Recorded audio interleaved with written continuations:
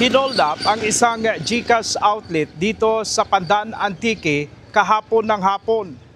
Mahigit 97,000 pesos ang natangay ng sospek. Narito ang aming report. Ang Pandan ay isa sa mapayapang lugar dito sa Antique. Sa loob ng mahabang panahon, walang naiulat na malaking krimen dito.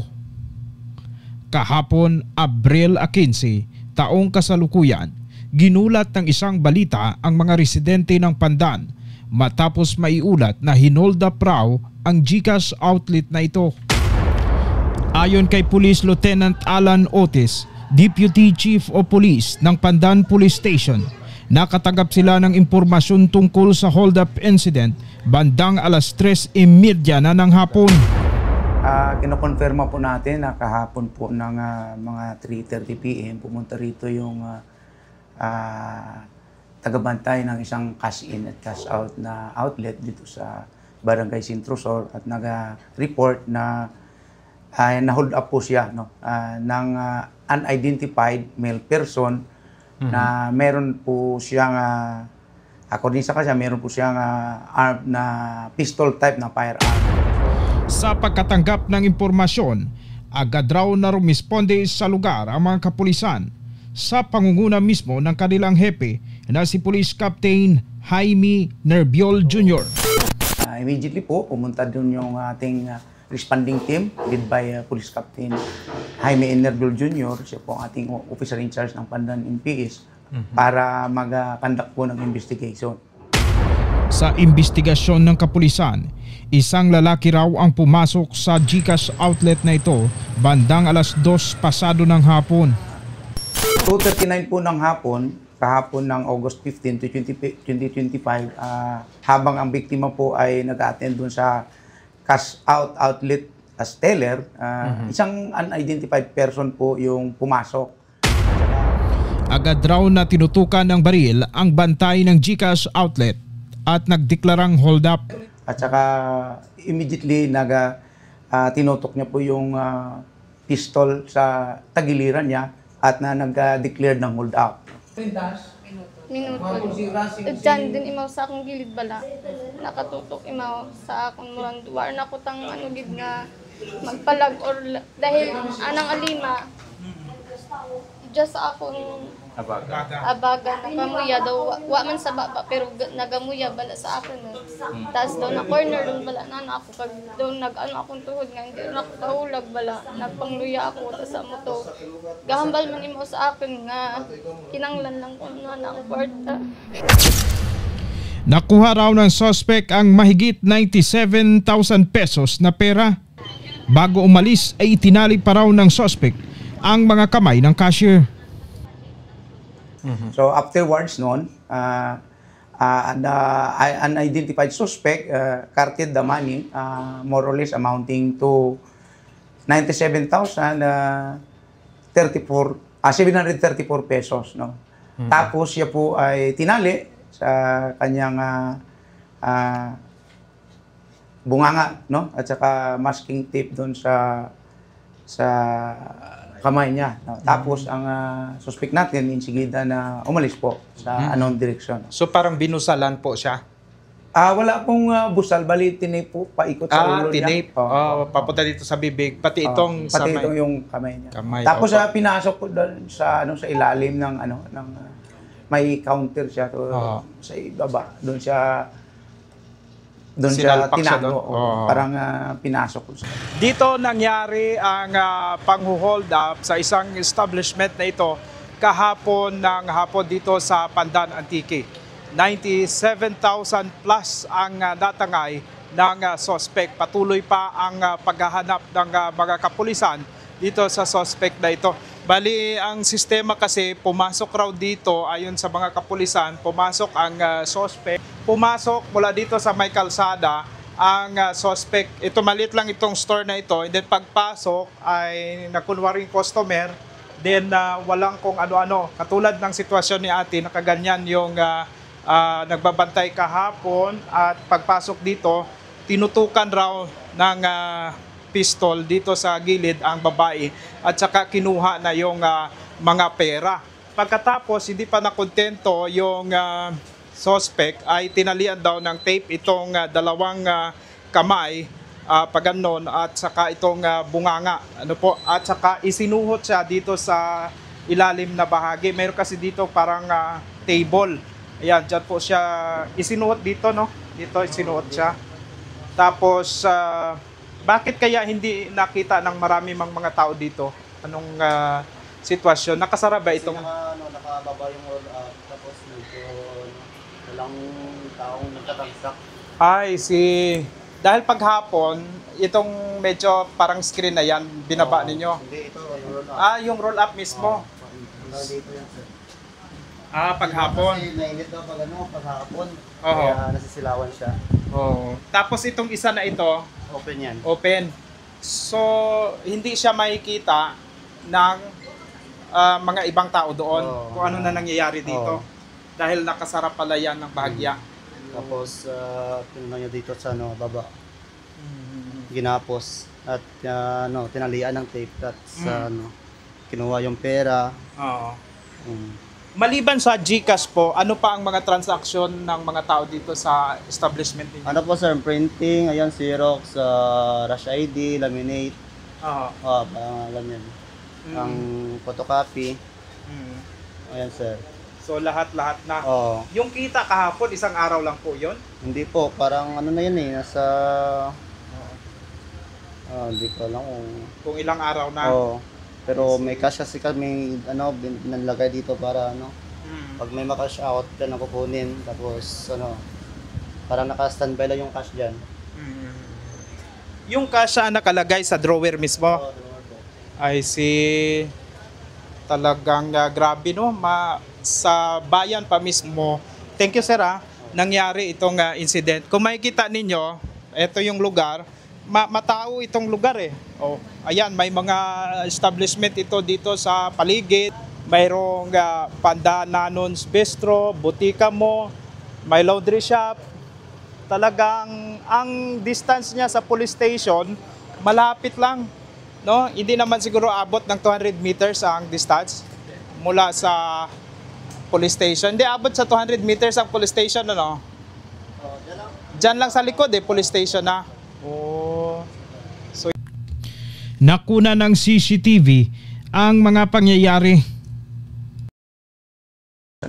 So, yung suspect natin is described na nakasuot ng navy blue na jacket, black short, tapos may gray blousey hat, parang bilog na yan. At saka may face mask po siya. So, hot pursuit po ang ginagawa natin mula po kahapon hanggang ngayon po. Continuous po yung hot pursuit natin.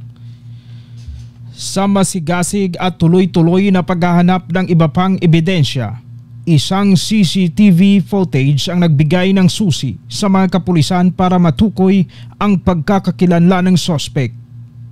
Sa kuha ng CCTV, inaayos pa lamang ng suspect ang kanyang buhok at sombrero. Hindi pa ito naka-face mask ng mga oras na yon. May nakuhang CCTV po, sir, sa lugar po. Meron po tayo, sir, na recover na CCTV dito po sa Municipal Risk Reduction and Management Office. No? So, meron po tayo. At saka meron na po tayong yung persons of interest po, sir.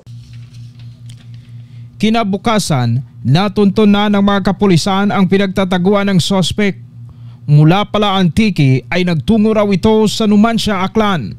Sir, doon kanina na sa follow-up operation pagdakip na ditong sa suspect, paano na trace itong suspect, sir, at paano siya na-aresto? Sir, actually, kung yung paraan kung paano namin nahuli, medyo mahaba-habang proseso yung ginawa ng Pandan Police through the effort yan dito rin sa media na kaibigan natin at sa LGU at yung sa operatiba natin sa Pandan. Kasi simula nung may report sa amin yung krimen, immediately thereafter niyan is nagkandak agad kami ng hot pursuit. Kasi mahigit 30 minutes, 20 to 30 minutes na kasi namin nalaman. Kaya medyo nakadistansya na yung suspect. Kaya yung hot pursuit namin, na napaabot na kami ng libertad. Yung hinabol namin yung sinakyan niyang tricycle through CCTV. At saka nung maabutan namin yung tricycle, yun nga, nag-manifest siya na dito lang pala sa sitio Bakyang bumaba yung pasahero niya. Kaya agad din kaming bumalik dito at saka nilocate na namin. Actually, halos buong gabi na hindi namin nakita kasi according kasi sa pagkahuli namin sa kanya kanina, pumasok siya sa palayan. Kaya kami, along the highway lang naman yung namin, ikot, at saka hindi din namin inaakala na tumawid siya sa gitna ng palayan. At saka medyo malawak-lawak yung palayan na pinuntahan niya. Kaya yun, hindi namin nakita siya sa kinagabihan. So anong mode of transportation, anong sinakyan niya sa pauwi doon sa Numancia? According sa investigation kanina, at andyan din ako, nasaksihan ko yung investigation ng investigador natin, yung sinakyan niya kaninang 3 a.m., tricycle, papuntang Numancia. Napunta siya sa Numancia kasi may manugang siya doon sa Numancia Est at medyo papasok na lugar, medyo liblib yun. So meaning kahapon sir, right after ng incident, hindi pa pala siya dumiretso doon sa Numancia. Dito pa pala siya nakatigil sa Pandan. Yes, parang ganun yung lumalabas sa investigasyon natin kasi actually kagabi 11 o'clock na rin ako natulog at saka pasalamat tayo sa Bagong Bayan na Barangay Council, sila pa na parang nag-tip siya sa amin, kasama ko yung intel ko at investigador na sir, ganito may identity na ganito yung nakita sa CCTV. Kagabi hindi agad namin hinabol kasi gabi na at saka mayroon pa kaming security coverage doon sa Barangay Hinalinan, Bagong Bayan. Sorry. Kaya nag-decide kami ng intel ko at investigador na puntahan kaninang alas 5 ng madaling araw. Kaya yun, mabuti na lang yung cooperation ng barangay captain natin ng Barangay Talisay, full support din siya sa pulis. Lahat na informasyon, lahat na pwedeng tao makontak, sinamahan niya tayo. At yun nga, kaninang mga 6 o'clock, na-confirm ko talaga na andun siya Numancia, sorry. Sir, sino yung inuwian niya doon sa Numancia? Ay, yung inuwian niya, yung inaalis na mother niya, yung manugang ba yun? Oo, ganun. Oo. So doon nakatira yung misis niya? Hindi. Dito rin, kasama yung misis niya, pumunta lang sila doon. Kasama niya po yung misis niya sa pagtakas? Oo, kaninang umaga. So, ano ang tawag dito? Ano lang sila, sumakay lang sila commute. Commute lang po sila, papunta doon. Oo. Itong suspect, pagdating niyo doon sir sa bahay ng manugang niya, ano yung naging reaction? Actually, yung reaction niya is, frankly speaking, is nagtago talaga siya.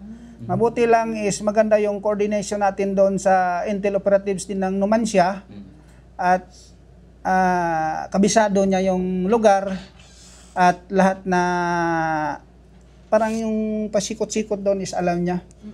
Kaya nung ma-identify namin yung bahay, inukutan agad ng tropa natin at saka siya talaga nag-lead doon hanggang nung huli. Nakatago kasi doon sa ilalim ng katre. Kaya nung huli nakita din ng natin. Sir, alam pala sir nung asawa niya may nagawa niya na pag-hold up kagahapon. Dahil sinabi mo na kasama sila ng kanyang asawa na pumunta ng duhon doon sa may Machaca. Maybe alam niya kasi siyempre sa long travel nila, hindi naman siguro pwede yan na wala silang pag-uusapan. Sir, ang pera na nakuha ng hold-upper, dala-dala po ba doon sa pagtakas niya sa Numancia? Yes sir, kaibigang Archie. Dala-dala niya yung pera. Actually nga, nililin lang niya kami na wala yung pera kasi mayroon siyang mga aligasyon pero siyempre tayo minsan hindi man tayo maniwala kung alam natin na hindi nakapapakaniwala ba. So, saan na-recover, sir, yung pera? Sa bahay niya, natatabunan na ng kumot at saka banig. So, ilan, sir, yung na-recover na pera? Actually, yung inaalis kasi ng kahira natin is more or less 100,000. Yung na-recover natin is 93,000. Sir, how about sir yung baril na ginamit niya, saan niya tinago at anong klaseng baril yun sir ang nakuha niyo? Yung sa baril kasi, hindi din kasi ma-identify ng kahira kung anong klaseng baril yon. Kung basta yung sinasabi niya, tinutok sa kanya. Kaya sa unti-unti nating interrogasyon sa kanya nung nasa atin na siya, siyempre tayong mga pulis is mababait naman, kaya medyo nag-cooperate naman siya na sabi niya naitago niya doon dito sa atin sa Pandan yung ginamit na baril, pero tuygan daw. Kaya kanina hindi pa rin ako naniniwala, kaya nung manggaling kami doon sa Numancia, gusto ko talaga na ituro niya na kung saan niya iniwan para may proof ako na yun talaga yung ginamit niya at siya talaga yung gumawa ng krimen. Kaya nakausap niyo po itong suspect. Ano po yung sinabi niya sa inyong rason kung bakit niya po nagawa itong pagpang-hold up? Wala sir, no-comment mo na ako sir. Oo, taga saan po talaga kayo? Sir? Nueva Ecija sir. Nueva Ecija. Dati ho kayong security guard daw? No. Oho. Bakit nagawa mo tong pang-hold up? No comment mo na ako din sir. Oho. Saan ka nahuli? Sa ano sir? Numancia? Oho. May kamag-anak ka doon sa Numancia? Ang biyanan ko po.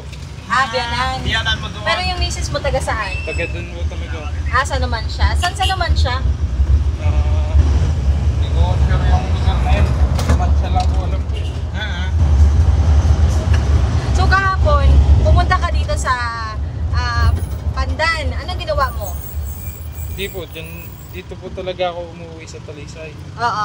Sino inuuwian mo dito? Mga pinsan na ng asawa ko. So may pamilya ka dito. Tapos, pag uwi mo dito, bakit napunta ka dun sa poblasyon? Trabaho po. May trabaho ka? Meron po. Ano trabaho mo? Helper sa glass store. Helper sa? Glass store. Oo. Pero bakit doon ka napunta? Anong sadya mo sana doon sa GCash outlet na yon? Wala na akong naisip na ibang ipit lang at gusto ko na rin makauwi talaga. actually siya ang dami siyang sinasabing rason, pero yung pamilya niya at saka kahit si Kapitan nakausap ko, yung pamilya niya sa bahay, yung kasi niya, nakausap ko na sir, uuwi yan ng Nueva Ecija kasi patay yung lolo niya. Yun siguro, sa tingin ko, yun lang ang motibo niya na maghanap ng pera, pamasahe pa uwi doon sa Nueva Ecija. So sa pag-uusap niyo sir, talaga, inako nitong suspect o umamin siya mismo sa ginawa niyang pag-hold up? Nung huli, inamin na niya talaga na kailangan daw niya ng pera. May anak na to sir, yung suspect? Dalawa yung anak na, isang lalaki at isang babae. Sir, background lang sa suspect. Ano yung trabaho? Taga saan talaga to? Ilang taon? Yung trabaho niya, isa daw siya dito sa atin sa Pandan na nagtrabaho sa glass supply. At saka itong suspect natin is taga Nueva Ecija talaga. At doon siguro sila nakita ng asawa niya sa Quezon City kasi gwardiya din ito sa Quezon City dati. Tapos dito umuwi yan kasi parang sa tito niya tumutuloy. Tapos yung nanay ng napangasawa niya is nandun sa Numancia. Wala siya dito sir ng mga background ng anumang krimen na ginawa? Sa amin dito parang wala naman Wala naman. Simula nang naupo ako. Okay. So sir, at this time, congratulations sa job well done. Anyways, ano masasabi mo dyan sir sa ating mga negosyante dyan at sa mga tao po dito sa Pandan na upang maiwasan nila ang ganitong krimen? Maraming salamat kaimaw na kaibigang Bert sa tanong mo na yan. Yun nga, after the incident, in-inspection ko agad yung stall. Yung kung kasi nila, yung security pins nila or security measures nila is masyadong maluwag. Istante lang, tapos malaki yung pira na hawakan nila. Sana dito sa lahat na sa Pandan na may negosyo, malaki man o maliit, maging vigilant sana tayo. Kasi diyan pumapasok yung opportunity ng mga kaibigan nating may masamang binabalak na mag-commit talaga sila ng kung nakita nila na maluwag tayo sa security sa kanilang label agad. Kaya nabubugbog nga kami sa social media na kakulangan daw sa police visibility. Kung sa tingin ko kasi hindi kakulangan sa police visibility. Kasi yung police natin 24 hours umiikot at saka wala lang tayo magawa kung minsan yung mga tao na ganyan is may balak talaga. Hindi natin hawak yung desisyon nila. Sir, walang security guard itong no? Wala ma'am.